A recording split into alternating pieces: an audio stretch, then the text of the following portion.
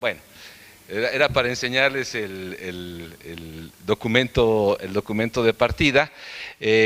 Luego, 25 años después, como podrán ustedes verlo ahí en su programa, la entonces Dirección de Teatro y Danza de la UNAM hizo una serie de eventos en el Centro Cultural Universitario y en una revista que en aquel entonces existía, que se llamaba Escénica, publicó algunas de las reflexiones que se hicieron en torno a ese aniversario de plata. De manera que ahora, pues ya estamos en el medio siglo, ¿qué se le va a hacer? Y entonces, bueno, les damos la bienvenida. Voy a darle el micrófono un momento al maestro Arturo Díaz, director del CITRU, para que nos diga algo.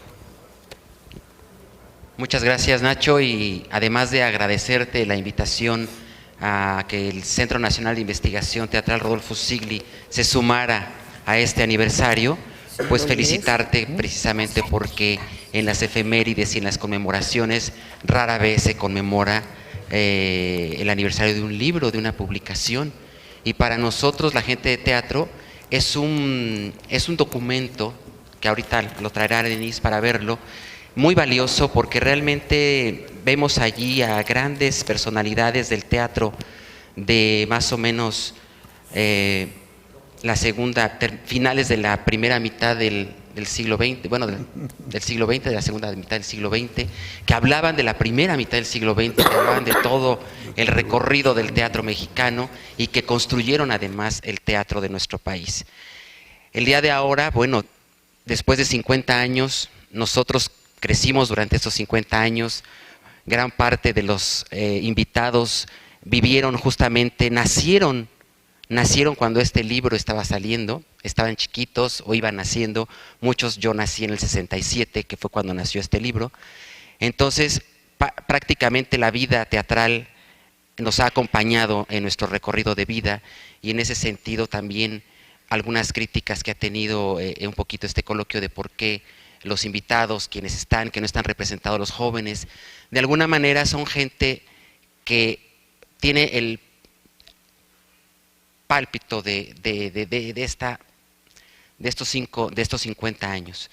Y bueno, pues saludamos también a la gente que nos está viendo vía streaming a través de teatralia.tv, que están por allá. Aquí a los jóvenes agradezco mucho su presencia porque creo que uno de los objetivos principalmente es traer a estos invitados especiales, a los jóvenes interesados en el devenir del teatro mexicano, que conozcan qué ha sido, cómo se ha hecho, qué pasa, qué ha pasado y qué puede pasar después con el teatro, qué se espera a futuro de ellos también. Porque a lo mejor aquí vamos a ver qué pasa con la escena en México y qué ha pasado, pero les toca a ellos construir la escena del futuro. Pues muchísimas gracias. Bienvenidos, enhorabuena, felicidades Nacho por este coloquio y esperemos que sea realmente un coloquio fructífero para todos. Muchas gracias. Y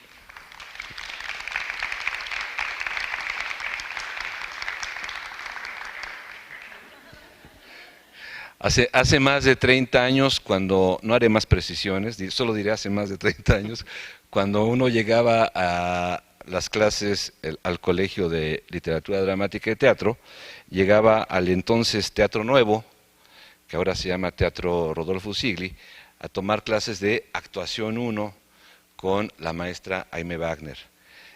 Por lo tanto, con mucho afecto, mucho cariño y también con un gran valor simbólico, pues me parece muy importante que ella esté a cargo de la conducción de esta primera charla.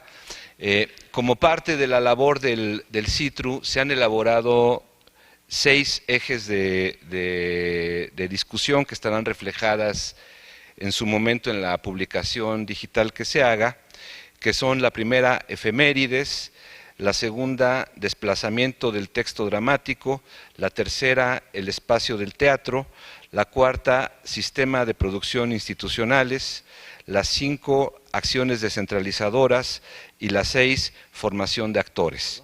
Pues muchas gracias, bienvenidos. Muchas gracias, bienvenidos, perdón, estoy ronca, así es que me van a disculpar. Como pueden ver, tenemos una mesa de lujo, ¿sí? tenemos aquí a dos grandes teatristas mexicanos. El primer actor, Héctor Bonilla, cuyo currículum no voy a leer completo, puesto que es, si ya me dijo que no, puesto que es enorme. Héctor no solo se ha distinguido como un primer actor, sino también como director de escena, también director de telenovelas, etcétera, etcétera, ¿sí? El caso de Estela, pues creo que Estela desde antes de nacer ya estaba involucrada en el teatro. Ella es antropóloga, sin embargo se ha dedicado mucho también a la dramaturgia, a la dirección, y no sé si todavía tengas el taller de dramaturgia que es tan importante para nosotros. Sí, está bien. Entonces cedo la palabra a Estela. Bueno.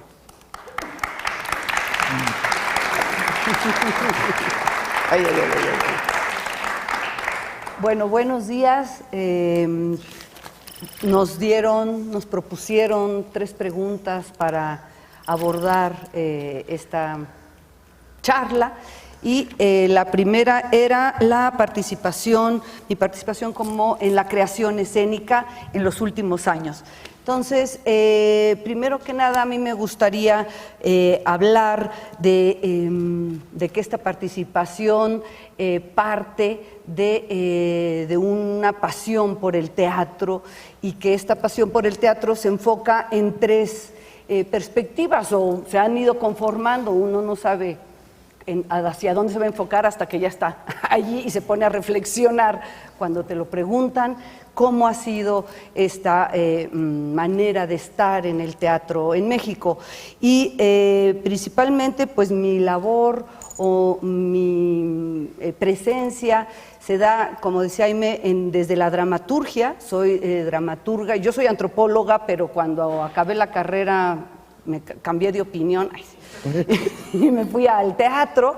Yo quería ser antropóloga pues para transformar, trastocar la realidad, y encontré que en el teatro se podía hacer lo mismo, pero desde otras técnicas, desde otras formas de acercamiento. Entonces, tengo como este camino de la dramaturgia.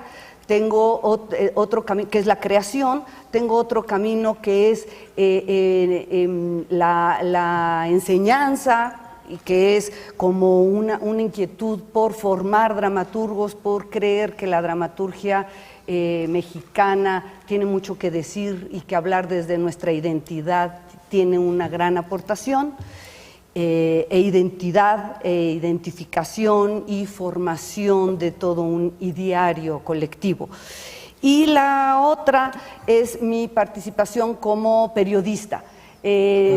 Yo tengo 2 campos. Yo soy espectadora y asidua y fanática, entonces esta posibilidad de concretar mi forma de ser espectadora se ha dado como periodista a través de un programa de radio que tengo, y que es la manera de difundir el teatro, y que el radioescucha sepa, conozca y indague acerca de las puestas en escena, y que cuando vaya a verlas, o que tenga las herramientas para que cuando vaya a verlas pueda tener un análisis y un disfrute. Yo creo que el teatro es para disfrutarse, ¿no? Y la otra es en mi columna de proceso, que soy, dicen crítica, pero yo más bien me considero como analista teatral, en donde hablo sobre las obras que están en cartelera, y más que adjetivizar al respecto, lo que yo hago es analizar, desmenuzar, mostrar las partes en las que está conformado el espectáculo, y cuáles son las posibilidades de disfrutar una obra. Si no es en el texto, es en la dirección; si no es en la dirección, es en la escenografía. Y entonces, bueno, esa es como la manera en que yo trato de hacer mis propuestas críticas, porque además pues termino siendo juez y parte, ¿no? Entonces, más que juzgar, a mí me gusta colaborar en el ideario, en la formación de un criterio respecto a la escena. Me quisiera extender un poquito en mi principal labor o en mi principal participación, que es como dramaturga. Ese ha sido mi eje en cuanto a mi creación, en cuanto a mi entusiasmo por hablar y estar en el teatro.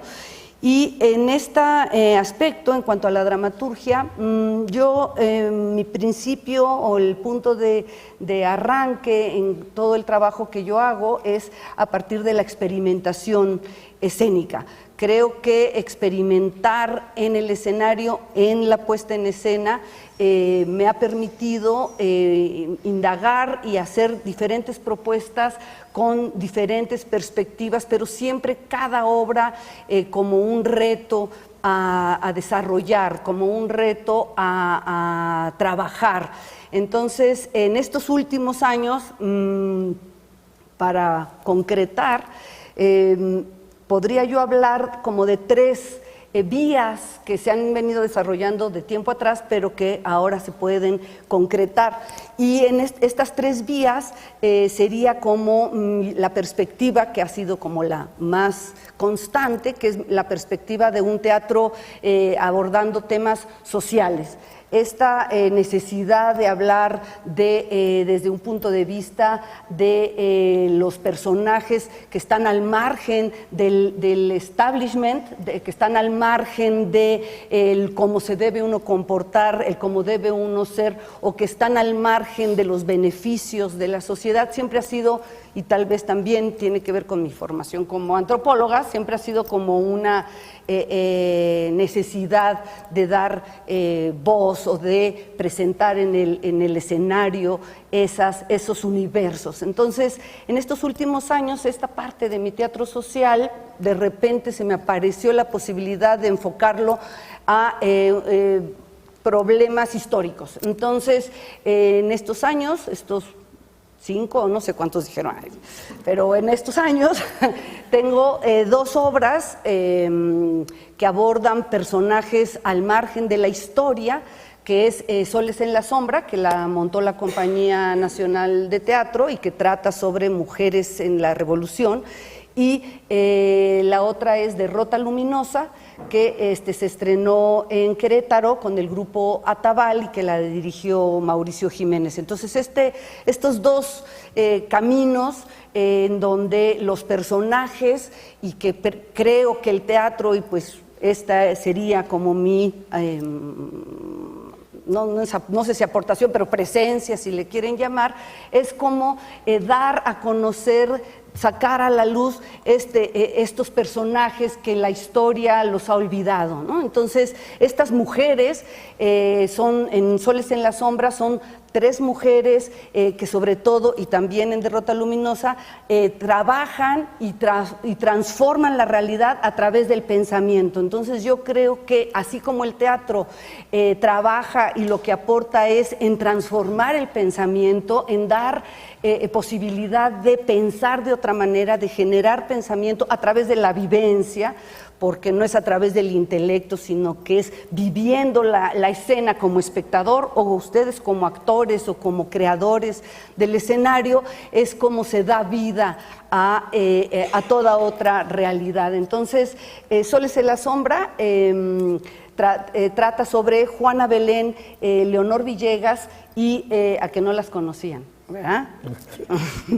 Juana Belén es periodista, fue periodista y participó en todos los movimientos desde el anarquismo, que es como otra forma de traer al presente una ideología que está mal interpretada, que es una utopía y que justo ahora es lo que necesitamos, una utopía de que la realidad puede ser diferente a como la estamos viviendo. Entonces, estas obras tratan de trabajar estas otras posibilidades de realidad, y que en Derrota Luminosa hablo sobre los hermanos Flores Magón, que son los anarquistas por excelencia, y que cuando los conocí fueron realmente los que generaron la revolución, porque partieron de la conciencia, y ya después cuando llegó Zapata, Madero y todos los demás, ya había toda una concientización a través de su periódico, a través de las manifestaciones, los mítines, de esta necesidad de transformar su realidad. Entonces, bueno, este es como uno de mis campos en donde he seguido trabajando en el pasado con otras obras, no históricas, pero sí con personajes marginales, con aspectos de la realidad que no se ven y que necesitan hacer presencia y tener voz. En la otra línea, en estos últimos años, fue un teatro lúdico, más onírico, con una obra que se llamó Remedios para Leonora, que obtuvo un premio de la APT de Mejor Autor Nacional este año, o el año pasado, pero se lo dieron y estuvo en diferentes foros, estuvo en el Círculo Teatral, estuvo en el CNA, en fin. Y en esta obra, igual que en las anteriores, pero es como una búsqueda experimental, es cómo jugar con el tiempo y con el espacio, cómo el espacio escénico es lo que determina la propuesta teatral, lo considero yo así, pero la manera de abordarlo puede ser múltiple. Y en esta experimentación yo lo que intenté hacer en Remedios para Leonora es que el espacio escénico eran los sueños y las pinturas de estas dos pintoras que se conocieron en México, que venían de otros países. Entonces era como jugar en el espacio con diferentes realidades oníricas, porque pues si conocen los cuadros surrealistas de estas pintoras, pues son espacios pues raros, diferentes, con escaleras, con torres, con monstruos, con animales humanos, y entonces cómo darle vida a través de la palabra y de la imaginación de los personajes a estas dos mentes o estas dos creatividades que se reúnen en un sueño, ¿no? ¿Quién sueña a quién? Pero están soñando. Entonces, dentro de este sueño, dentro de estas pinturas, el contenido, que también es, creo, y en todos algo muy importante, era cómo hablar de dos mujeres que crean y que tienen toda una conflictiva en la creación, pero también hablar de la amistad, ¿no? De dos amigas que no compiten, sino que se complementan, se juntan y quieren encontrarse y quieren volver a ser amigas, porque como saben, Remedios Varo murió muy joven y Leonora Carrington murió opuestamente muy longeva.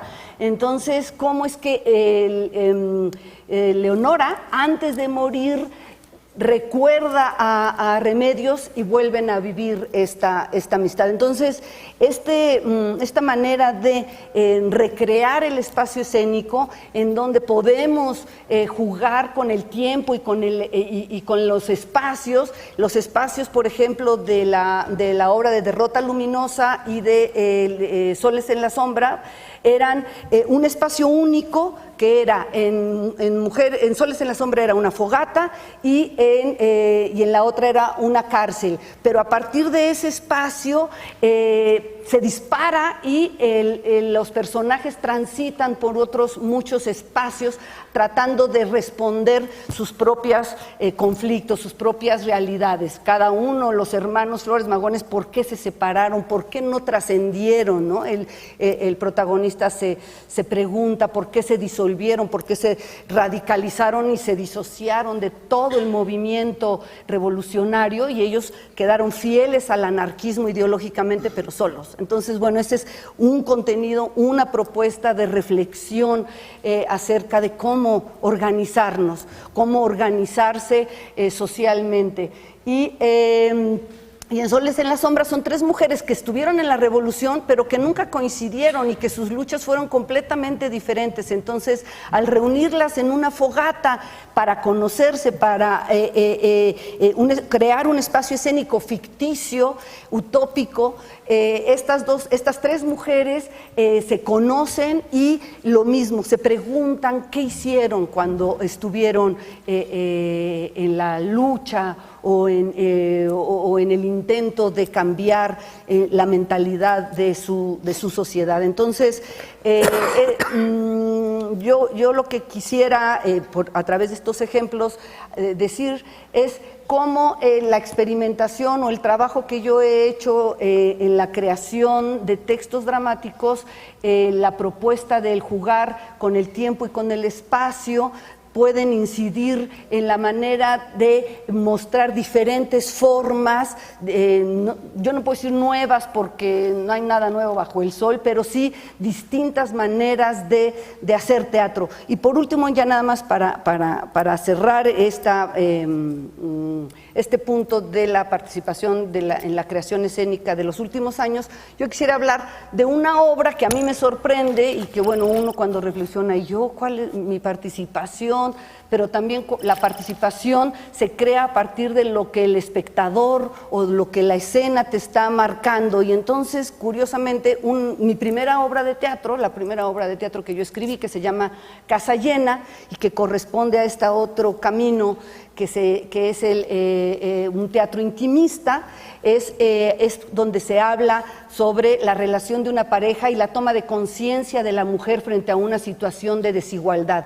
Y es una obra que escribí y que se montó por primera vez por Alberto Lomnitz en el 87 y que todavía se sigue montando mucho, y entonces me llama mucho la atención como un problema de la toma de conciencia de una mujer en su sociedad, que pareciera que después de tantos años ya estamos en otra etapa, ya somos mujeres modernas, liberadas, todavía hay todo antecedente, toda esta desigualdad en las relaciones de pareja, y entonces pues es una obra que la veo en Oaxaca, en Yucatán, en muchos lados, que bueno, claro, son dos personajes y eso también la hace mucho más accesible, pero que reflexiona sobre esta situación de desigualdad y de lucha de las mujeres por tener una voz y un lugar más equitativo en una relación de pareja, que sería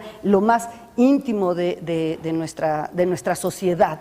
Y entonces, bueno, pues esa es un poco la perspectiva que yo quería manifestar en cuanto a lo que ha sido mi participación, en cuanto a mi colaboración en la escena en México, y que sería eso, ¿no? El trabajo con realidades marginales, la necesidad o la posibilidad de generar pensamiento, de crear conciencia y formalmente la propuesta de jugar dramatúrgicamente a partir de un espacio escénico con el tiempo y con las posibilidades del espacio. Entonces, esa sería como mi participación para la primera pregunta. Gracias. Muchas gracias. Pueden ustedes ir anotando sus preguntas porque después vamos a tener una sesión de preguntas y respuestas. Estela nos ha hablado de dos cosas que a mí me parecen fundamentales: disfrutar y experimentar.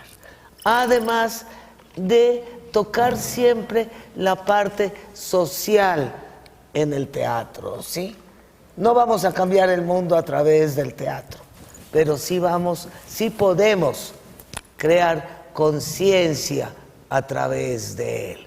Mucha gente ha dicho que el teatro está, desde hace 50 años, que el teatro está agónico, que va a fallecer. Creo que el que va a fallecer es nuestro planeta, desgraciadamente, pero mientras tengamos sensibilidad, queramos decir algo directamente al público, creo que esta es una de las grandes magias del teatro, el contacto del público con actores, director y demás, con toda la puesta en escena, el poder generar toda esa magia que Estela ha generado exitosamente. Le cedo ahora la palabra a Héctor. Bueno, pues trato de ser conciso Dice la pregunta, ¿cuál ha sido su participación en la escena mexicana en los últimos años? Los últimos años son de ustedes, yo tengo muchos años más en los que he participado, por eso como actor he participado en 137 puestas en escena, algunas obras repetidas, 3 o 4, he dirigido 42, soy autor de 5, 4 de ellas en el contexto de Museo Vivo, que es un concepto que yo desarrollo en el aspecto histórico y que se trata de representar hechos históricos en los lugares donde realmente ocurrieron para que los protagonistas no sean los actores, sino los ámbitos, y que la emoción teatral no se reduzca a lo que implica la representación, sino que esté involucrada de las vibraciones que tiene el ámbito. Les pongo un ejemplo, hice una obra que denominé Conspiración y que yo hacía el cura Hidalgo con mi coco rapado, y que se desarrollaba en varias partes. Hacíamos una cena con comida de la época, música de la época, estos elementos cachondos metían mucho a la gente, y de ahí nos íbamos a casa del licenciado Lorenzo Parra, donde hay una placa que dice que ahí se conspiró, y ahí se desarrollaba una escena de conspiración en la que participaban Hidalgo, Allende, los corregidores, y de ahí salía con el contingente de los espectadores al frontispicio del Palacio de Gobierno, que fue la casa de la corregidora, veían el zapatazo que le avisaba al alcalde Pérez, el alcalde pasaba, el corregidor encerraba a la corregidora, el alcalde se robaba un caballo, salía para allá, y finalmente yo daba el grito en una iglesita que estaba en una calle contigua, por mencionarles uno de esos espacios. Aquí, en la Ciudad de México, todavía se supone que le voy yo a representar, me tengo que comunicar. Escribí una obra que se llama Que vivan los muertos, en el Panteón de San Fernando. Iniciábamos con una cena en un lugar que está en Belisario Domínguez, que viene desde la época del juarismo, se inauguró en 1860. Y se daba la cena, llevaban en un trenecito turístico que existía al público hacia el panteón, y ahí se recorría este panteón en que están tumbas, muchas de ellas vacías, pero que pertenecieron a los héroes de la Reforma. Y el método establecido, quise yo, para que fuera lúdico entre los espectadores, es tener un guía a favor de los conservadores y un guía a favor de los liberales. El guía liberal era Antonio de Castro, que fue un actor que está ahí enterrado y que fue el primer Luis Mejía del Tenorio. Zorrilla era el dramaturgo de cabecera de Maximiliano y se representó por primera vez en México y, en fin, este Antonio de Castro era el liberal, y la viuda de Miramón, que lo sobrevivió muchísimos años, era una viejita carrascalosa, archicatólica, que se mentaba la madre con él durante toda la cena y luego en el recorrido a través de las tumbas, y finalmente se hace una representación en un teatrito que monté y que todavía está ahí, que terminaba con una confrontación entre la figura más representativa del conservadurismo, que fue Miramón, y Benito Juárez, que a mí me parece la piedra angular del desarrollo de este país, por lo que se logró establecer en la Reforma. Bueno, ese es un ejemplo. Y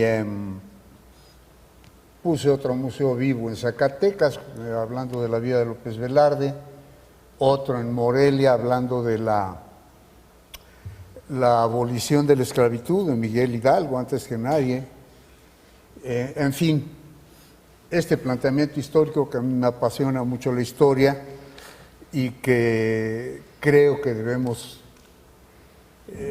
rascarle a la historia de México. Hay una serie de cosas que desconocemos, esfuerzos que se han hecho y que están flotando, como todo en el mundo, por los intereses creados, y que sabemos que pues, la gente del dinero sigue teniendo el poder y están subyacentes, ¿no? Pero en fin, lo que les podría decir es que como director he procurado, independientemente de la experimentación, buscar la congruencia con el texto al que me aboco. Y como actor, yo tengo una premisa. Esto es un eslogan que repito por ahí. Un actor es mejor actor mientras más géneros toque con solvencia. Es decir, si hace una comedia musical, que cante o que baile lo suficientemente bien, o se hace una tragedia griega, que tenga el empaque y la calidad de voz que se necesita, o una obra de búsqueda, en fin, que toque los géneros con solvencia. Mientras más géneros toque con solvencia, tragedia, comedia, pieza, farsa, etcétera. Y mientras más diferentes sean sus personajes entre sí. Es decir, que la caracterización, echando mano de esas cualidades, pueda conducir a una real caracterización.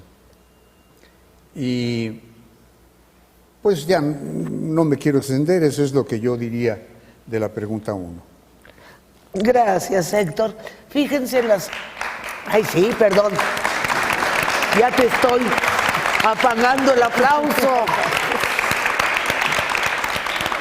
Yo no me aplaudo porque estoy manco, pero mi vanidad ahorita me impulsaría. Pero te aplaudimos nosotros.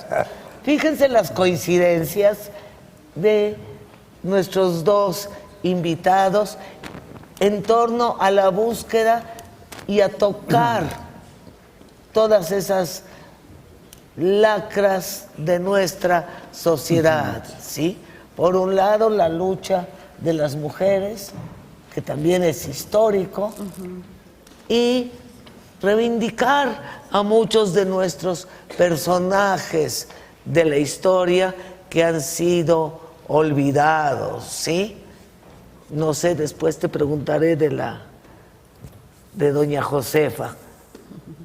De José Sí, Ortiz de Domínguez. que tenía Sí. su relación, no me acuerdo si con Aldamita o con... No, con Juan, se tiró a Hidalgo y Esa fue la güera Rodríguez No, también, ¿no?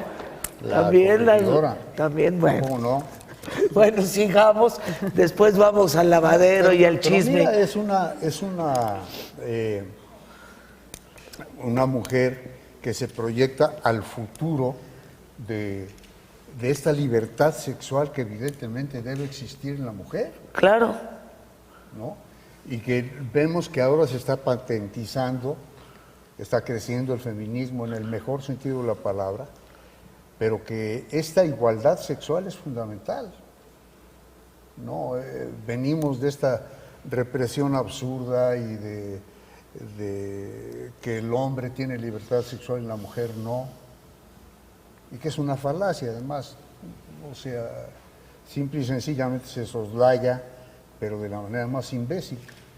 Perdón, no me quiero extender. Bueno, muchas gracias. Continuamos, por favor. Continuamos. Bueno, la segunda parte es mi posición teórica frente a la creación escénica.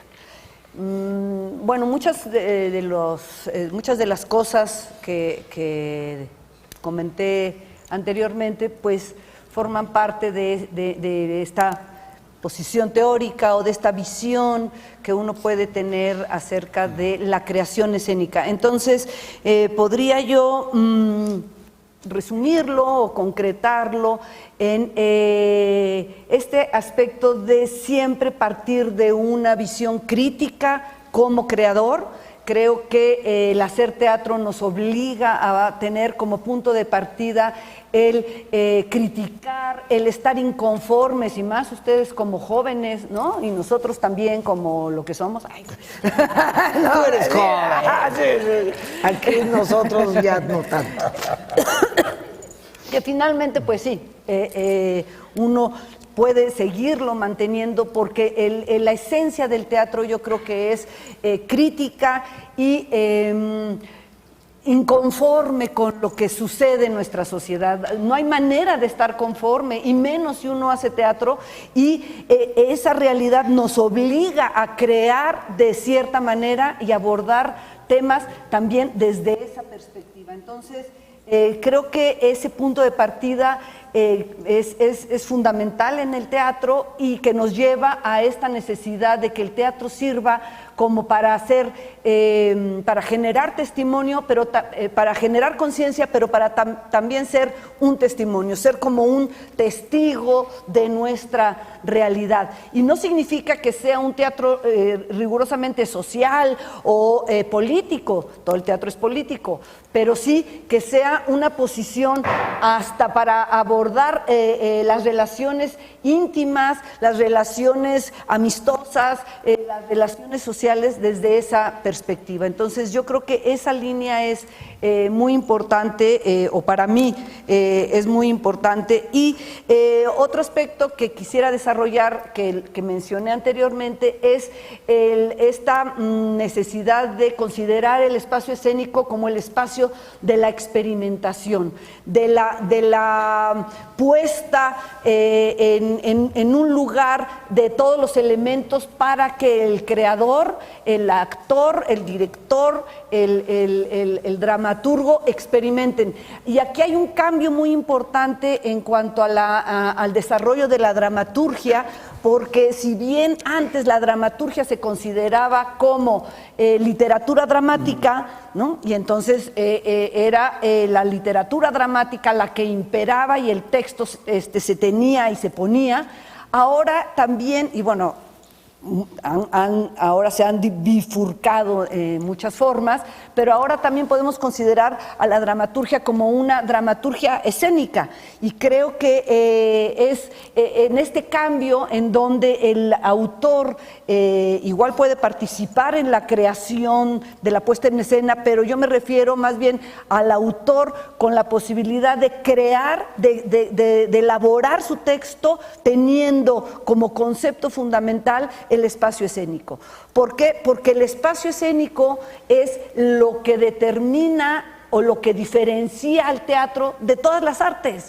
Es su unicidad, es lo que lo hace diferente a todo lo demás, que es esta presencia escénica que ustedes han estudiado, que ustedes han visto y que se puede formar, desarrollar, pero que esta presencia escénica es lo que va dando a la creación sus posibilidades de existir. Si uno intenta acercarse a otras artes, entonces se acerca para traerla al espacio escénico, no para olvidarse del espacio escénico.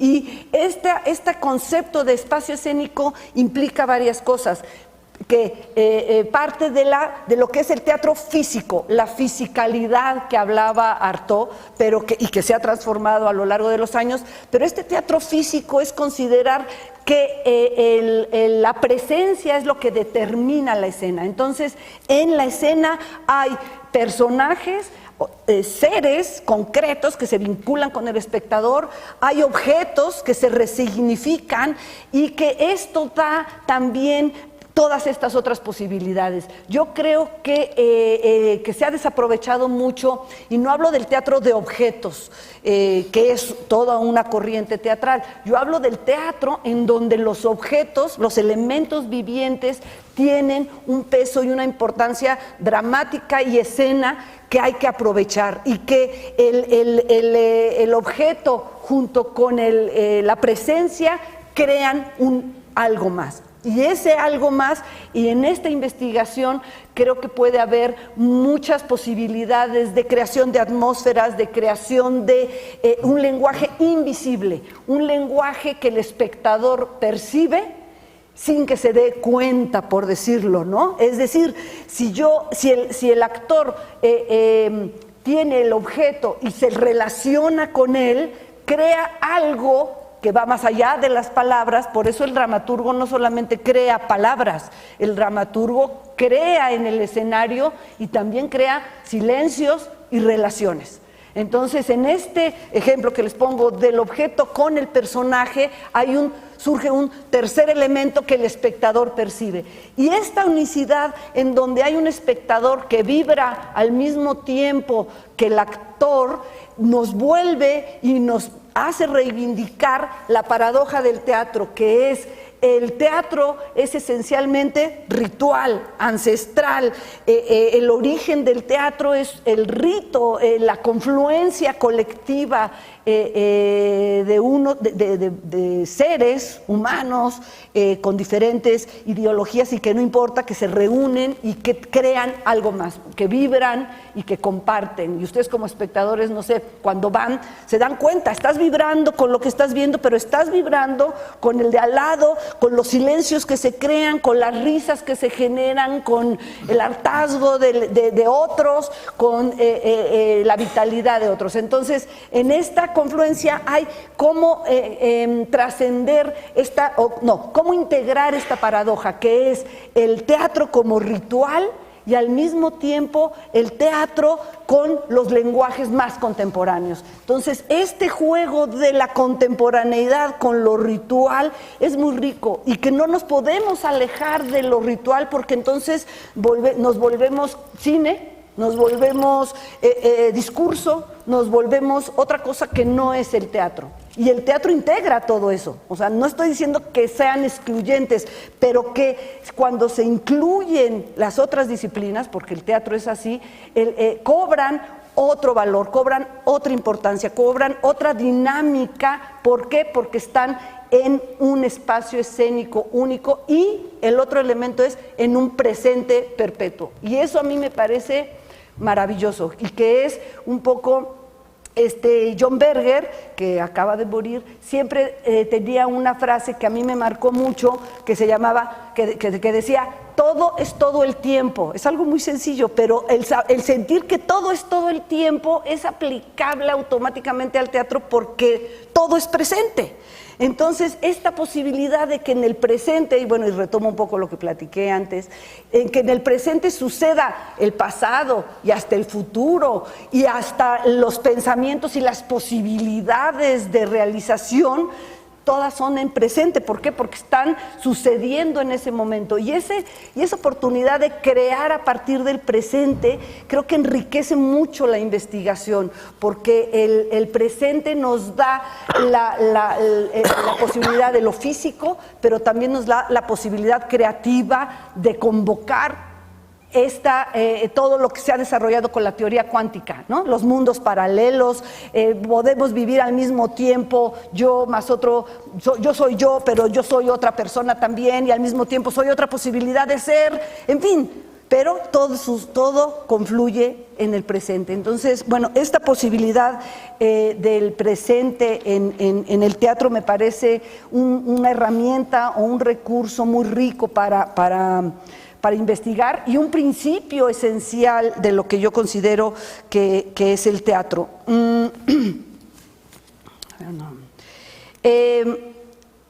Bueno, y por eso mismo en cuanto a la presencialidad del teatro, creo que el realismo ha evolucionado por caminos insospechados y entonces, ay no, ya no hay que hacer realismo, pero el realismo, si asumimos el presente perpetuo, pues el realismo ya es todo, ¿no? Para mí.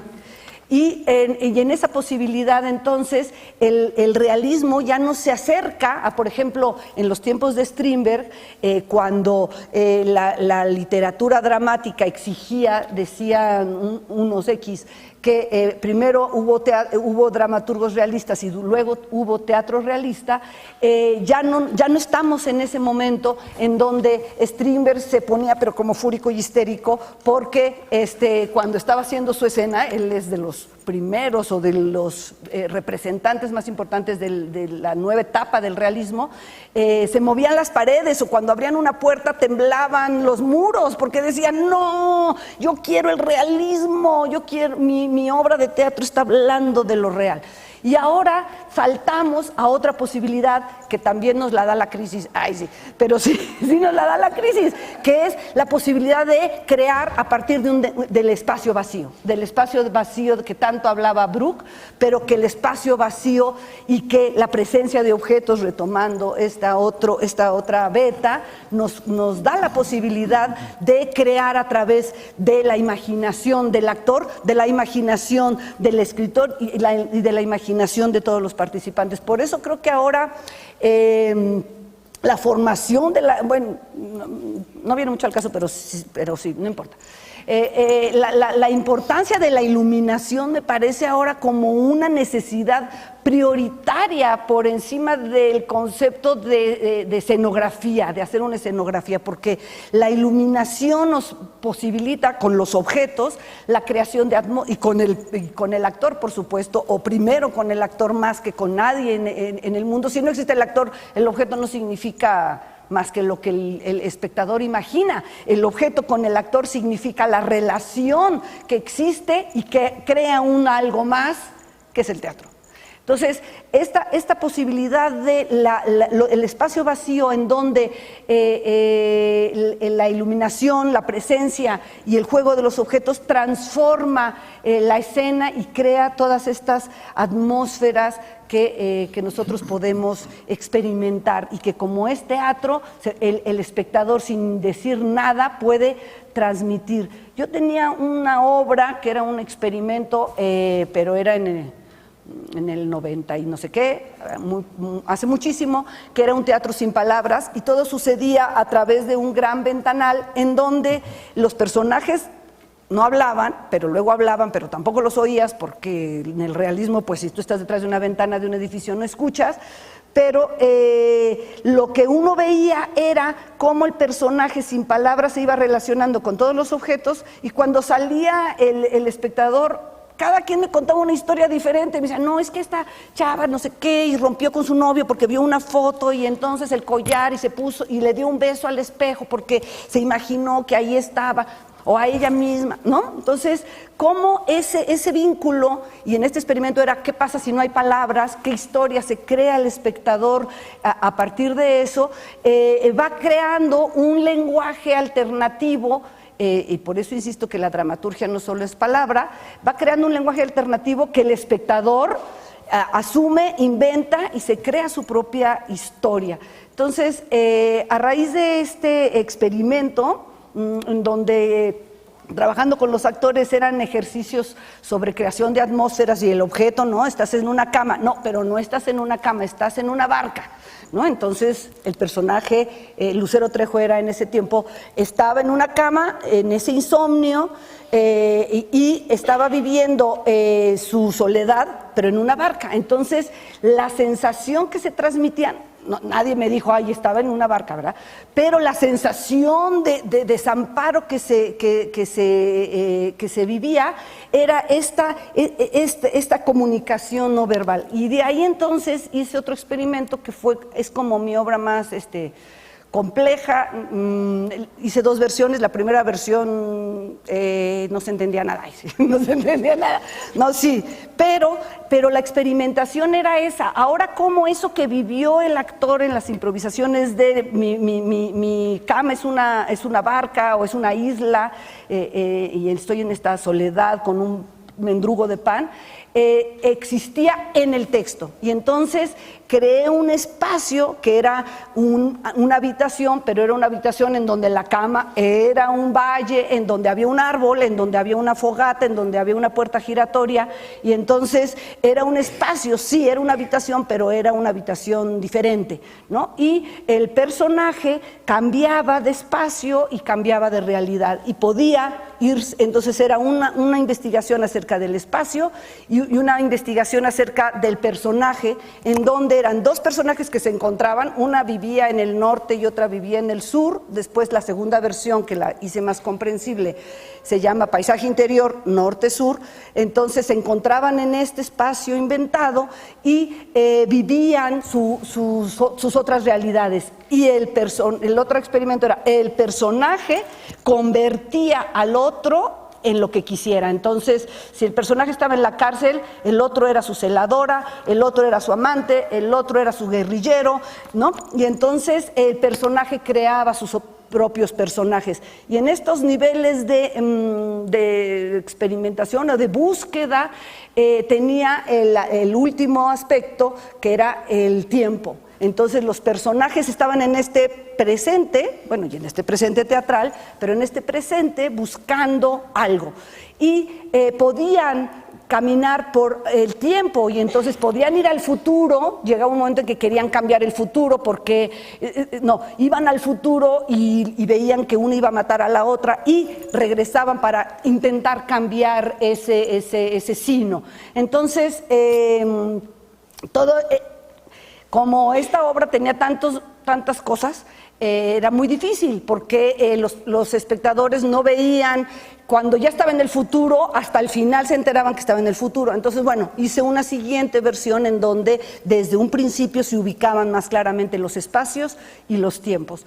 Entonces, yo quería ejemplificar con esta obra esta búsqueda escénica, esta posibilidad que tenemos de crear otras realidades en una misma realidad y cómo el dramaturgo lo puede crear sin necesariamente solo recurrir a las palabras, que la acción escénica también implica una creación dramatúrgica.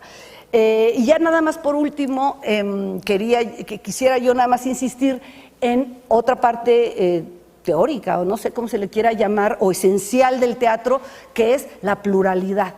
Y creo que el teatro es plural por naturaleza y por excelencia, y que es por lo que yo me dedico al teatro. Realmente, cuando yo descubrí que yo podía escribir o podía mostrar diferentes verdades en diferentes personajes, y todos tienen su verdad. Entonces, aquí el asumir, y que también es un principio que yo aplico en mi taller, en donde todos somos diferentes y nadie va a escribir ni como yo ni como nadie, sino como tú. Asumir la pluralidad parte de el personaje tiene su verdad y por lo tanto tiene mi respeto, y asimismo en mi vida tiene que ser así. Yo tengo que asumirme como diferente y yo soy diferente, y entonces estamos en otro campo de convivencia entre nuestros colegas, y al mismo tiempo los demás son diferentes y tienen su propia verdad, y esa pluralidad es lo que nos hace en colectivo. Y el teatro es colectivo, el teatro somos muchos, y entonces vivir no solamente como gente de teatro haciendo teatro así, sino vivir como persona asumiendo la diferencia, creo que es uno de los mayores principios que nos regala el teatro, y que pues yo quería transmitírselos porque realmente nos hace crecer y nos hace ver a nuestra comunidad mucho más fácilmente convivible. Gracias. Gracias. Continuamos. Retomo la pregunta, dice, ¿cuál es su posición teórica frente a la creación escénica. Les decía yo, repito mi eslogan, ¿no? Un actor es mejor actor mientras más géneros toque con solvencia, mientras más diferentes sean sus personajes entre sí.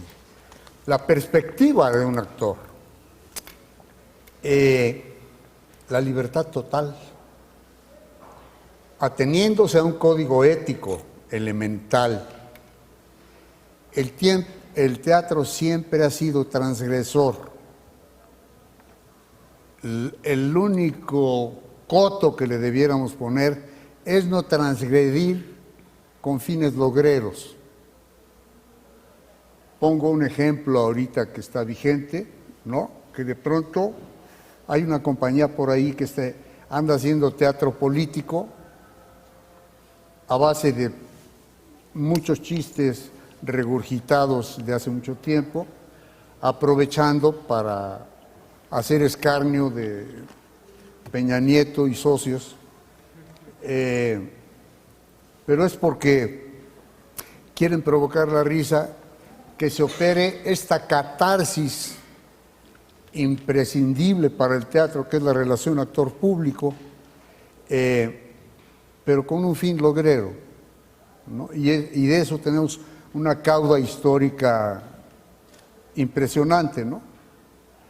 Tenía su mérito Palillo, que cultivaba este género con un amparo en la bolsa, y esto se volvió mítico, pero el caso es hablar con verdad de lo que realmente está sucediendo, no simplemente buscar un chiste que impacte de alguna manera.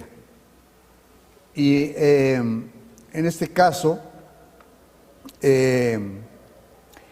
hay que pensar en considerar la posibilidad de transgredir, la posibilidad de dejar algo en la cabeza del espectador. Decía Stanislavski, una obra de teatro no es lo que escribe el autor, no es lo que dirige el director, no es lo que actúan los actores, sino la impresión que se lleva el espectador a su casa de lo que vio, cómo lo impacta.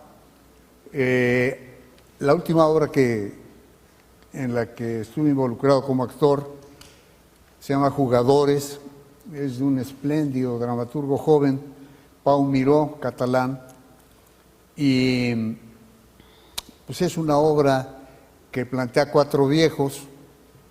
Uno era un profesor que yo interpretaba, un actor fracasado que hacía José Alonso, un enterrador que lo hacía Salvador Sánchez, y un ex peluquero que ya le robó a su mujer la peluquería, Patricio Castillo.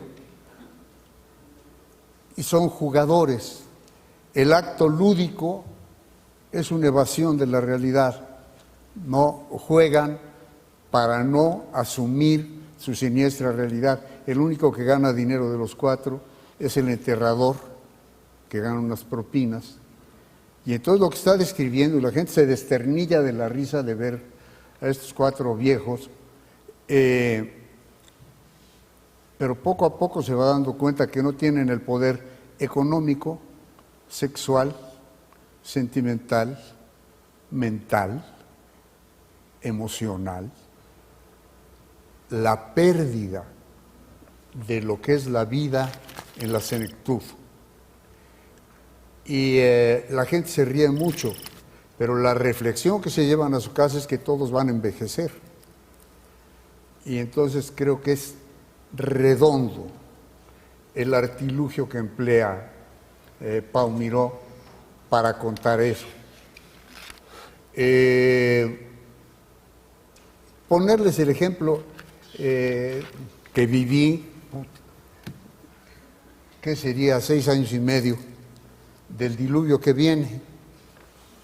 Una comedia musical muy aparatosa, de teatros agotado, de martes a domingo 2 funciones, con un éxito impresionante,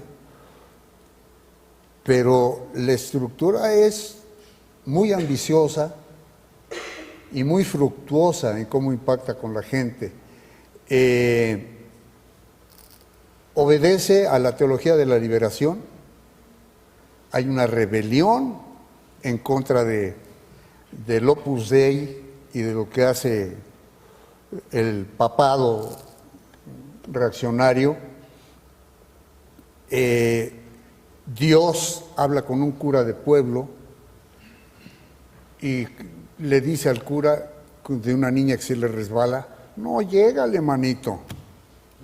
Hay que crear una nueva humanidad porque esto está de la fregada. Y un Dios coloquial habla, y esto en un aparato impresionante de lo que lograron. Había un círculo giratorio con un anillo giratorio alrededor que giraba en el sentido inverso y que entonces se iban acomodando las escenografías y se pintaba, era madera natural y se pintaba con la luz. En fin, una serie de hallazgos de cómo llegar a una puesta en escena muy ambiciosa.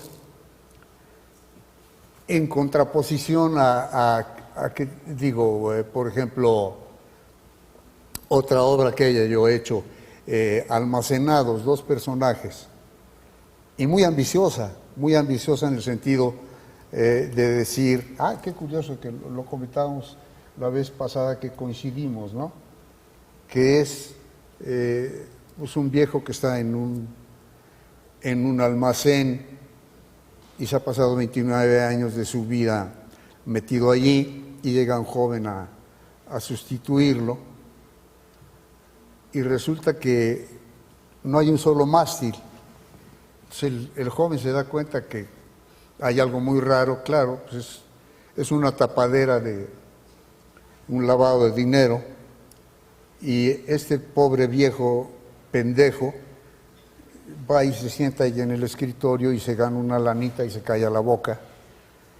Y el caso es que transcurre, y esto era muy afortunado porque tengo un hijo que tiene la desgracia que es igualito a mí, y entonces el caso es como un joven que va a transformar su realidad, llega a las 12 y se vuelve ese viejo que se plegó a la realidad. Porque al final él convence al viejo de que es un horror lo que ha vivido y le dice el viejo, vámonos. Y el joven le dice, no, yo me quedo. ¿Cómo que te quedas a este horror? ¿Te vas a volver loco como yo? No hay trabajo.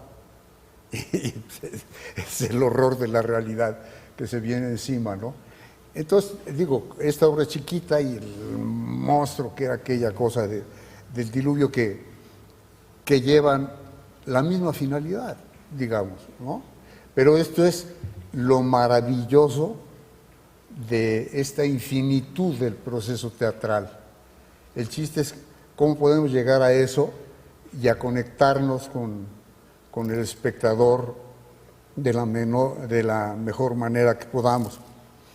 Hay que pensar que la universalidad de una obra nace de que en el momento en que aparece conecte con un determinado número de gentes.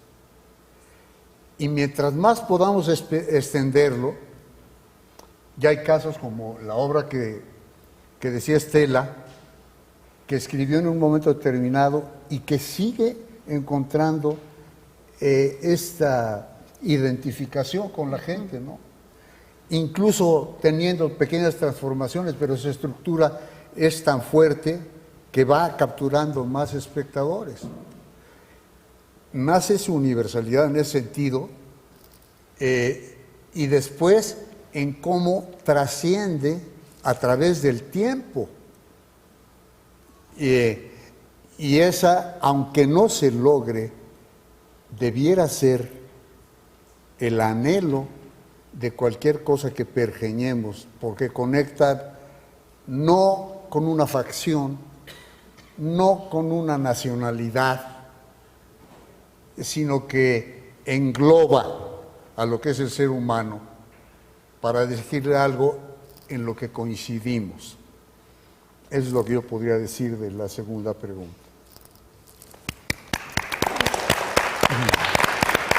Viene otra pregunta, ¿verdad? Ya es muy tarde. Muchas gracias.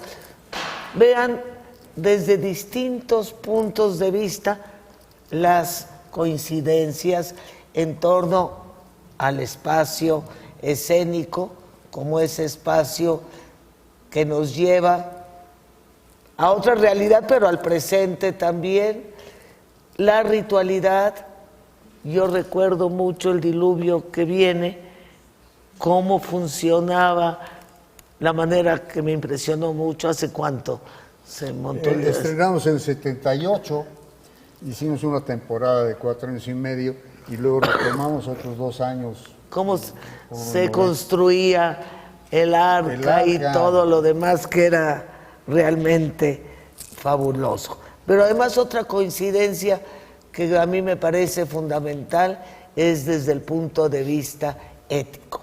La ética que debe tener el director, el dramaturgo, el actor, el hacedor teatral, donde coinciden ambos, y coincido yo también, y espero coincidan ustedes, porque sin ética no estamos como estamos. Viene la siguiente pregunta. La siguiente pregunta es 3 montajes o más montajes que te hayan impresionado o que creas importantes, ¿no? O trascendentes, o un poco lo que mencionaba Héctor, que perduran. Yo querría recordar 4 obras. Una es, y que lo mencionaban en el escrito del principio, que es la obra que hicieron el Laboratorio de Teatro Campesino. El Laboratorio de Teatro Campesino Indígena de Oxolotlán, Tabasco. En 1983 empezaron a trabajar y en 1986 la presentaron. Era Bodas de Sangre, pero en realidad era una versión de su directora, María Alicia Martínez Medrano, que pudo surgir este proyecto tan ambicioso y que permanece todavía de milagro, pero todavía sólidamente, junto con Julieta Campos, que era la secretaria de Cultura en Tabasco de aquella época. Y lo que me llama mucho la atención y que creo que es importante y trascendente es cómo este espectáculo es, independientemente de la anécdota, es se crea un personaje colectivo y es una propuesta multitudinaria. Entonces hay 170 actores en escena, imagínense, 300 de público.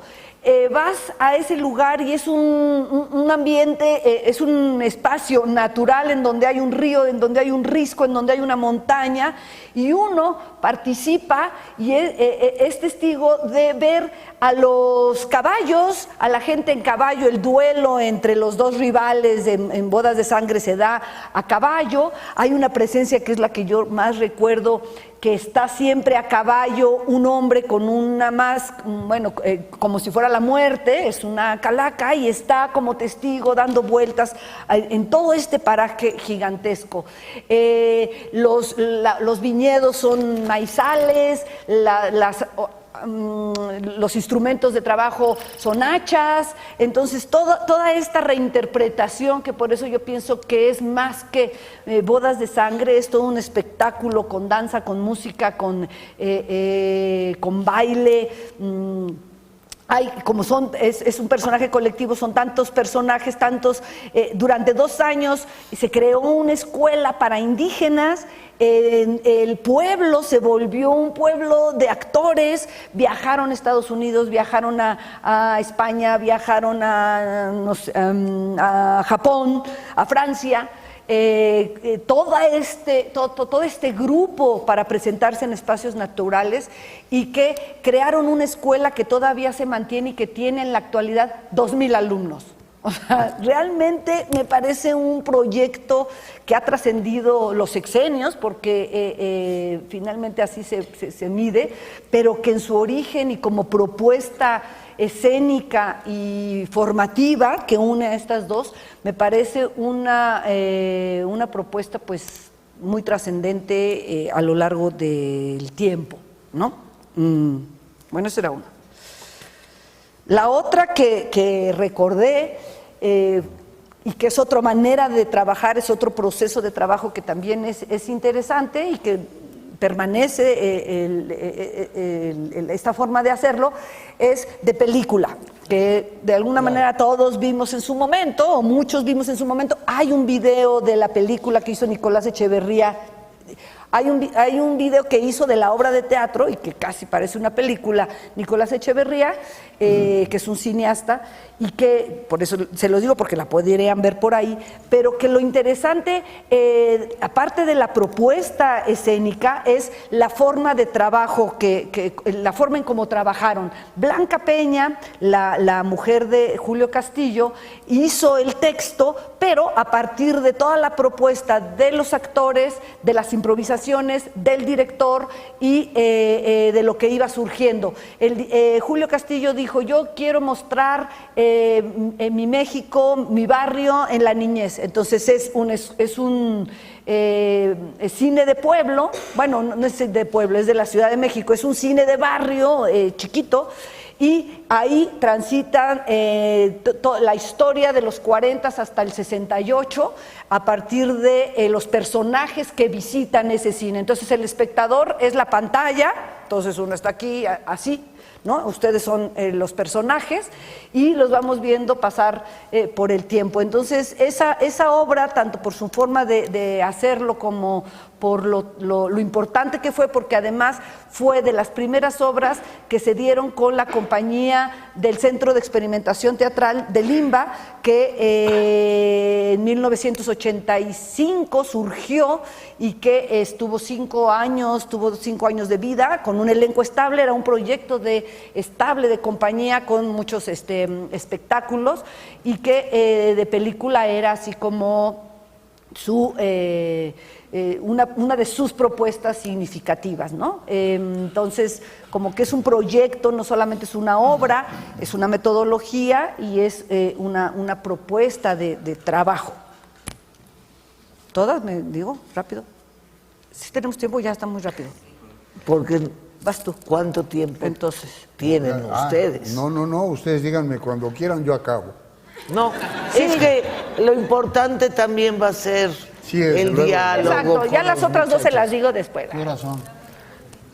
20 lo para que la jala una. son los filos, 25. era otra de la que yo quería hablar, que dirigió Mauricio Jiménez en una escalera de un convento, en un espacio diferente, muy interesante, teatro físico, y una que estuvo en cartelera hace unos meses, que se llama Instinto, de Bárbara Collio, que su propuesta dramatúrgica y el juego del espacio y del tiempo, más bien del tiempo y el lenguaje, me pareció muy interesante. Entonces, esas son las que yo quería recordar.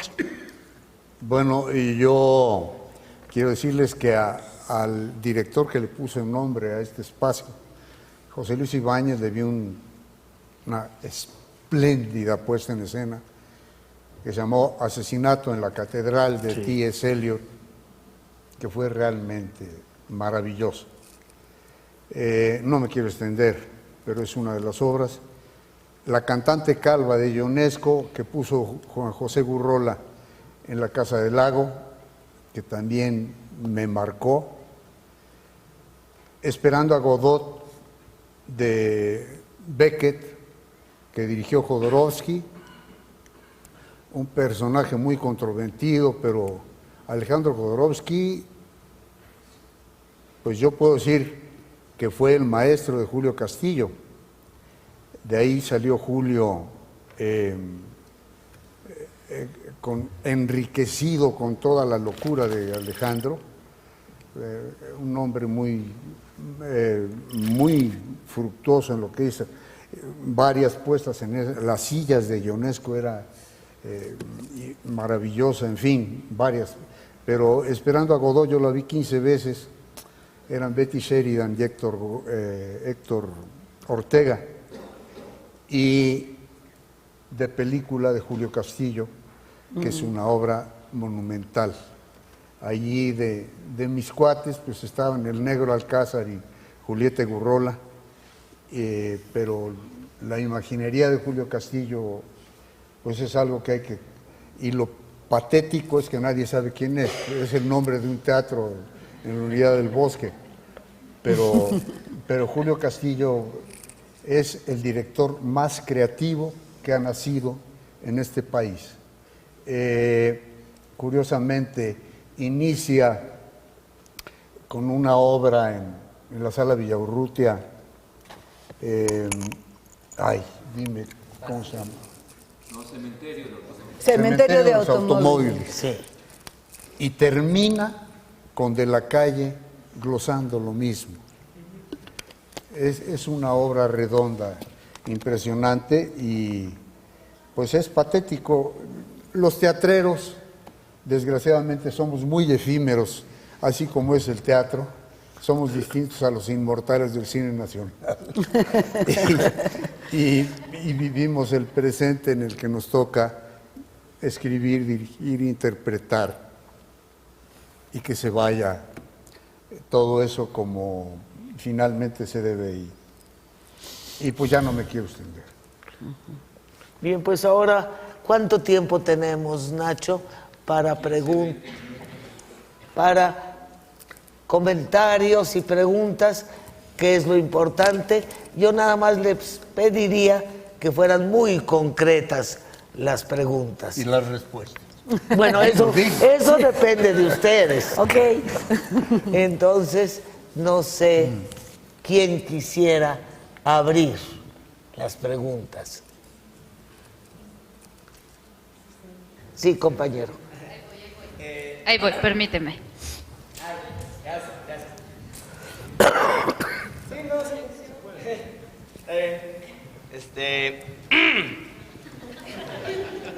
Ejem.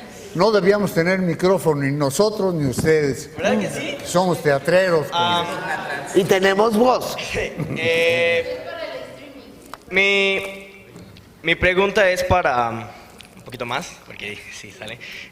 Para Estela, que como antropóloga, pues muchos de tus trabajos creo que se van enfocados un poquito a personajes históricos, ¿no? O a retomar ciertas cosas que han sido olvidadas, como ya dijiste.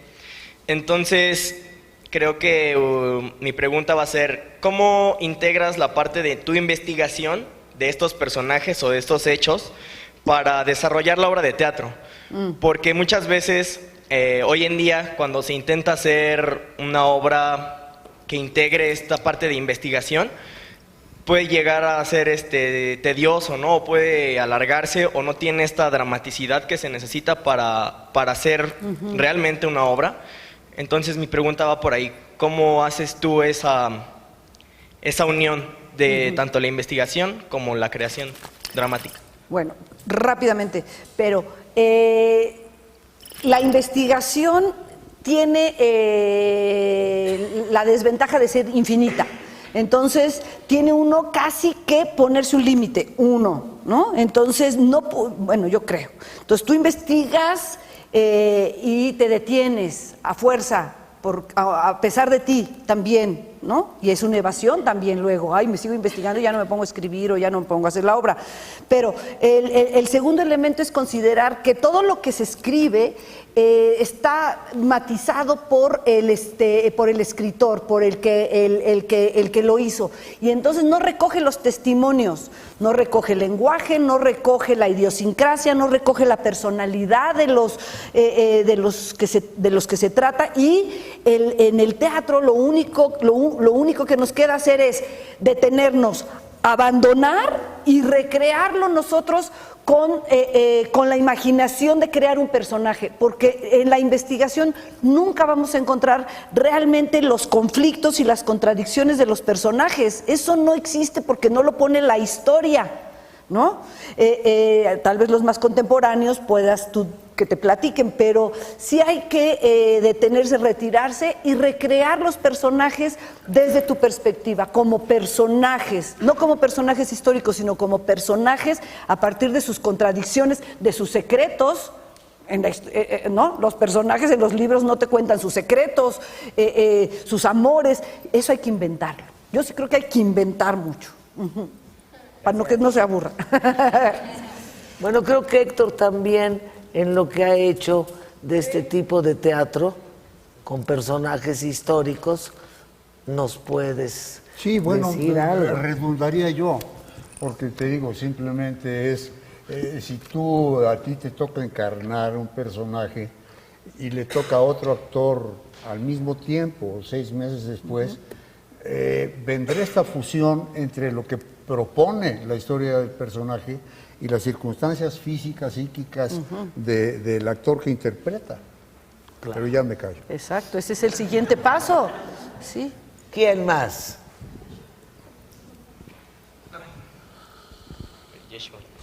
Y después aquí, por favor. Cualquiera, o sea, me podría contestar cualquiera de los dos. Me interesó mucho como escuchar todo lo que nos acaban de decir, más que nada sobre como el pasado teatral. Pero, ¿ustedes cómo se sienten o cómo dirían que se posicionan en la escena actual mexicana? ¿Cómo nos posicionamos? Ajá, o sea, ¿qué está pasando? Por ejemplo, tú tienes obras, entonces nos hablabas un poco de ellas. Y bueno, Héctor Bonilla, pues, es actor, y entonces, pues, sus obras. Es que es muy interesante. Yo no sabría, porque toda la conferencia que estuve escuchando ahorita fue más como dar un panorama histórico, pero ¿qué pasa con la actualidad? ¿Cómo lo ven? ¿Cómo se sienten ustedes ya como con esa trayectoria que tienen? Ahorita en este momento, ¿cómo dirían que se sienten parte de la escena actual mexicana? Bueno, yo consideraría que cuando hablé de mi presencia fue de las obras de este año y del año pasado. O sea, sí hay un presente, que también es muy difícil hablar del presente porque todavía no tienes la perspectiva, pero por eso el presente es muy inmediato y que parte la pregunta de la experiencia personal, pero que en otro momento podríamos hablar de la presencia de las corrientes escénicas que existen, de cómo yo me coloco desde esta perspectiva experimental, tal, y cómo hay otra corriente dramatúrgica con otros retos, ¿no? Pero bueno, podemos organizarlo. Y hablamos de ese contexto, ¿no? Que sería como un poco el otro paso. Pero sí considera que lo que hablamos de nuestra participación ha sido del teatro que hemos estado haciendo ahora. No. ¿Tú quieres añadir? Mira, yo creo que debemos remitirnos a la necesidad de tener espectadores. Sin traicionarnos. Y hablo yo de la amplitud de no discriminar ningún tipo de teatro. El teatro bien hecho, e insisto, que tenga una dosis de transgresión, porque necesitamos transgredir, por ejemplo, el contexto político en el que estamos inmersos, y no es privativo de México, aunque aquí esté más exagerado que en ningún lado. Es verdaderamente impresionante. Como no tenemos líderes, pues todo el mundo se corrompe, el que te recibe el coche, en fin. Pero no despreciar, tocar los géneros, es en lo que yo abundo constantemente, ¿no? ¿Por qué la gente tiene dinero para ir a ver El Hombre de la Mancha, 1,700 pesos un boleto, ¿no? Y de pronto tenemos los pequeños ámbitos en que la gente no tiene dinero para entrar? Es un poco absurdo, pero lo que pasa es que si tú ves la cúpula que acumula el dinero, ¿no? ¿Por qué el señor Slim tiene una antara y necesita tener otro antara en el periférico? Digo yo, pues la gente que va a gastar allí cuesta mucho dinero entrar allí a tomarse una Coca-Cola, que por cierto nunca tomen esa mierda, por favor. Hace 53 años que no tomo Coca-Cola. el caso es que este pequeño círculo, pues vemos cuando salen ahora los Panama Papers y todo esto, y si ustedes leen el libro de Alberto Barranco acerca de la podredumbre del cardenal Rivera Carrera, vemos que, por ejemplo, para hacer la Plaza Mariana, hubo un acuerdo con el señor Slim para desplazar a los pequeños comerciantes y realmente hacer una industria de vender virgencitas de Guadalupe, ¿no? Entonces, yo creo que el teatro que hacemos debe tener la orientación, de alguna manera, de mencionar esa realidad que vivimos, aunque hagamos una comedia musical, ¿no? Esa sería mi posición. Gracias. No, el señor, perdón. Gracias. A ver si pueden brevemente comentar un poco acerca de cómo se han manejado las estéticas teatrales en estos, digamos, últimos 25 años. En estos 25 años, imagínate. Bueno, es que el texto primero del que parte el coloquio fue hace 50 años, ¿no? Y después hubo otro a los 25 y ahora este. Bueno, puede ser de un extremo a otro, ¿no? En este lapso. Digamos, desde cuando se preguntaba a Piazza cuál era la situación del teatro en México, hoy, ¿qué podríamos decir acerca de esa misma pregunta en términos de estéticas, de desarrollo teatral? Bueno, es un tema muy amplio, pero en cuanto a lo que ha pasado en 25 años, pues bueno, ahora sí que en el CITRU se dedican a investigarlo y muchos otros, ¿verdad? Pero en todas estas perspectivas. Pero yo podría seguir insistiendo en esta transformación de la dramaturgia, desde salir de un concepto abstracto a aterrizar un espacio escénico, el de la creación de diferentes estéticas a partir de espacios escénicos y compañías. Entonces tenemos teatros con su personalidad, tenemos compañías con su personalidad que están en esta búsqueda. Creo que ha surgido esta posibilidad de desarrollar la dirección escénica junto con la dramaturgia. Los autores y los directores son los mismos, ¿no? Entonces esta necesidad del autor de dirigir sus propios textos o el director de hacer sus propios textos, creo que eso es algo que se ha venido gestando en estos últimos años.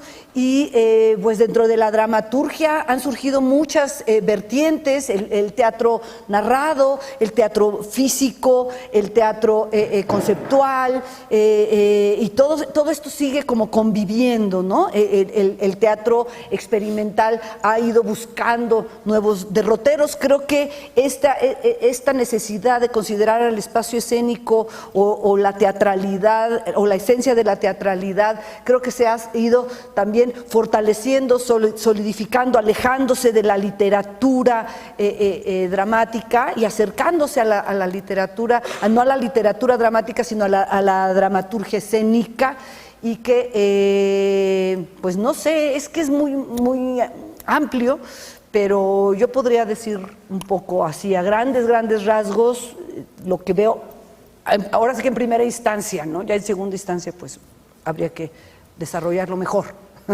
Perdón, yo me permitiría añadir, tengo mucha tentación de ver lo de los Insurgentes. En principio no me gusta, pero pues tengo que verlo. Diego es una persona valiosa, pero de pronto basarte en la relación de lo del teléfono, pues es una improvisación que puede motivar, pues, ser ingenioso, ser chistoso, o decir cosas comprometidas, pero pues eso no es teatro, ¿no? Esa es otra cosa. Quiero verlo porque no quiero prejuzgar, pero es la impresión que tengo a priori, ¿no? Porque hablábamos de distintas formas de abordar el teatro. pero lo dejo en la mesa como diciendo, yo no sé si alguno de ustedes ha ido al Insurgentes. ¿A ver esa obra? Sí, ¿y cómo la viste? Pues no es un texto dramático, en realidad es un espectáculo que se basa a partir de cómo interactuamos con los medios electrónicos, con los dispositivos móviles, y en realidad no se cuenta, o sea, cuenta una historia que al final olvidan la historia y en realidad pasan a las historias del público, porque antes de ir, solo les voy a decir, antes de ir tiene uno que darse digamos que inscribirse en una página, y entonces a partir de la información que se vierte en esa página antes de asistir a la obra, pues también se desarrolla cierta parte de la obra, en la segunda parte del espectáculo, ¿no? Yo Pues le sí. llamaría un espectáculo. En el mejor de los casos, una especie de conferencia, ¿no? Sí, sí, totalmente. En el mejor de los casos, si no es de una Totalmente. trivialidad abrumadora. Mm. Y sí lo pongo de ejemplo por lo que decíamos de la transgresión del teatro con una finalidad no logrera. Y esto, bueno, pues es meterse una la nota. Perdón. No, con toda razón. Ahora sí. Seguía yo. Buenas tardes. La pregunta va un poco a cómo parten del texto para crear el espacio escénico. Por ejemplo, porque él hablaba un poco de se crean silencios, se crean miradas, se crean demás con el escrito, pero ¿cómo eso se logra a escena? O sea, ¿cuál es la tarea que tienen afuera de, por ejemplo, la dirección? ¿Me dices a mí? Sí. Tú como director. Lamento informarte que soy un despojo humano porque 50 años usé el apuntador electrónico y estoy sordo. Mal te oí. Repítanme más o menos qué dijo. Que tiene muy mala dicción. ¿Cómo parte del texto? ¿Cómo qué? ¿Cómo Partes del parte texto. del Sí. texto para crear el espacio escénico? Bueno, pues el texto, digamos que es el basamento, lo fundamental para hacer un edificio sobre eso, ¿no? Mira, la puesta en escena se pergeña en el trabajo de mesa.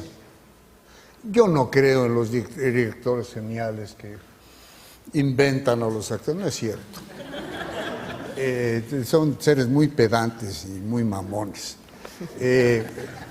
Los actores piensan igual que los directores. Uno se reúne a través del texto, intercambia opiniones, llega a acuerdos acerca de qué es cada personaje para que tenga transistores todo esto de la puesta en escena. Y luego se pasa a tercera dimensión.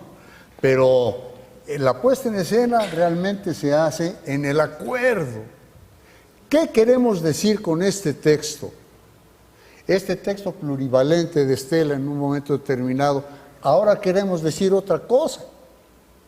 ¿Por qué? Porque lo aguanta el texto elegido, ¿no? Y entonces, desde hacer biografías de los personajes, decir, no, eso no puede ser porque no pasaba cuando yo estaba en este lugar, etcétera, y llegar al acuerdo y luego expresarlo en escena.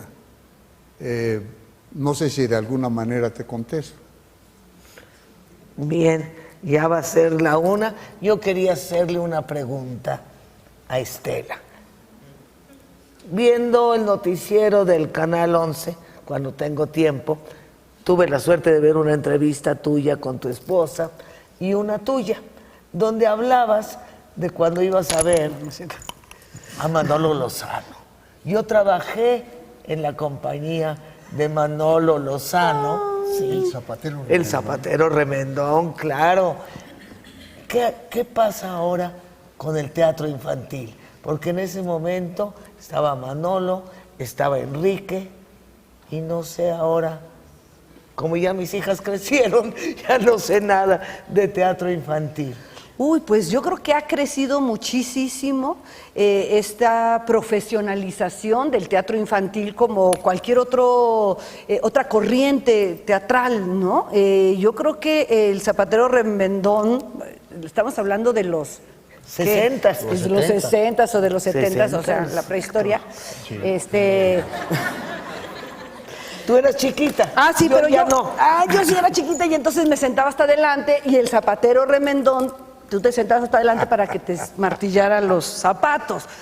Y contaba los cuentos clásicos y era muy, bueno, fue muy por lúdico. Sí, muy lúdico, era una experiencia increíble. Y yo creo que desde ahí y desde antes ha habido otras manifestaciones, pero ha ido creciendo y creciendo y creciendo y considerándose como una corriente teatral y además especializándose. Ahora hay teatro para bebés, ahora hay teatros para niños mayores de 4 años, ahora hay teatro para niños mayores de 12, porque efectivamente el crecimiento es tan diferente en cada etapa que entonces las obras van especializándose y van dirigiéndose. Han surgido compañías, ahora ya está el Teatro de la Titería, que está especializada en teatro para niños. Yo creo que el teatro para niños es un campo amplísimo y prolífico. Ahora sí que hay muchísimas posibilidades de ver teatro para niños. Y muy importante. Y sí, y es muy la importante. creación de públicos. Y es la creación, y claro, y es la gestación del público futuro. Y la polémica, ya nada más se las dejo así, la polémica de qué mostramos en el teatro para niños. Hacemos un cuestionamiento y les mostramos la cruda realidad. Hay toda una corriente, ¿no? Y se muere el abuelo y se muere no sé qué. Y hay, el niño tiene que cobrar conciencia, asimilar la realidad. O tomamos el otro camino que es hablar a través de las metáforas o hablar de otra manera lúdica de la vida. Entonces hay dos maneras también de hacer teatro para niños y como decíamos al principio, qué bueno que existan 2, 3, 4, las que sean y cada uno va a ir escogiendo cuál le interesa, en cuál cree, cuál comparte y irá a ver las otras propuestas para nutrirse y para conocer qué es lo que otros hacen y qué es lo que yo estoy haciendo, ¿no? Permítanme contarles algo, porque es muy chistoso. En el Teatro Orientación, yo estaba en el hambre, y estaba yo en la Escuela de Teatro a la vuelta. Yo no sé si todavía tiene la Orientación las sillitas que se ponían aquí arriba, ¿no, verdad? No, ya no. Tenían unas sillitas para que los niños se sentaran, se subían así y se sentaban los niños ahí, ¿no? Sí, sí.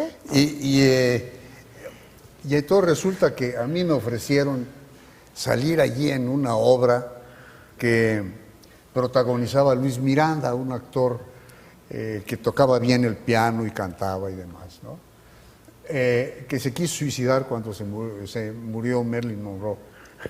Y resulta que él viajaba por el mundo en un avioncito con 2 mecates, se subía como de estos de la feria, que son así, tienen 2 alitas, ¿no? Entonces, yo voy hacia la India porque allí, y yo mientras entre cajas me ponía un turbante y unos calzones así, salía yo con una flauta para que llegara a la India.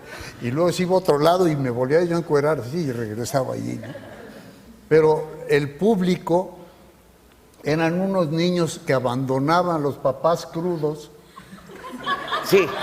Y los dejaban allí y no nos pelaban. Entonces el teatro pedagógico era un horror, porque llegaban los chamacos y yo, fuera de aquí, sáquese. Así tratábamos a los escuincles. Entonces, era un horror todo lo que sucedía. Y entonces yo sufría como un perro de encuerarme y de cambiarme. Y entraba ahí, y mientras aquel cantaba su canción viajando de país a país, entonces subía a 3 metros, 4, y ahora vamos a Arabia, y es así, seco, y se cae Luis Miranda. No. Los malditos escuincles que nomás Lo único que les gustó es que se cayera. Esa es mi experiencia del teatro infantil. No, otra. En el grandote, en el Julio Castillo, que se llamaba Del Bosque todavía, había una obra de Emilio Carballido que se llamaba La Lente Maravillosa. 2 niños iban a un pozo con una enorme lupa y entonces salían los microbios de ahí. Había una amiba que era padrísimo, un Serafín Gordon, un gringo, y entonces era pura camiseta y estaba lleno de globos por dentro. Y entonces se veía la amiba así, ¿no? Y los microbios, yo no era el titular, pero en mi hambre acepté suplir a este cuate en una función. Entonces era un traje de camiseta todo, pero con unas enormes patas, unas enormes manos, había un arnés y aquí teníamos una cabeza, veíamos por la boca, que nomás de afuera para adentro no se veía, pero nosotros mal veíamos así, ¿no? Para los lados. Y entonces salíamos nosotros y cantábamos, somos los microbios, y bailábamos. Y entonces, ahora vamos a recoger a los niños que no se lavan las manos. Y entonces bajábamos y llevábamos unos niñitos y ya, quién sabe qué, se acababa. No, yo hice una función esa. Aquí, que eran unos alumnos de secundaria, que eran unos jayanes con navajas y cadenas. ¡Qué horror! Y entonces, ahí te voy yo a un niño que no se lava las manos y me han puesto una madriza. Subí totalmente derrotado por los que no se lavaban las manos y no volví a hacer la obra de Carballido. Bien, yo creo que con esto tan divertido cerramos ya y les brindamos un enorme aplauso a nuestros invitados.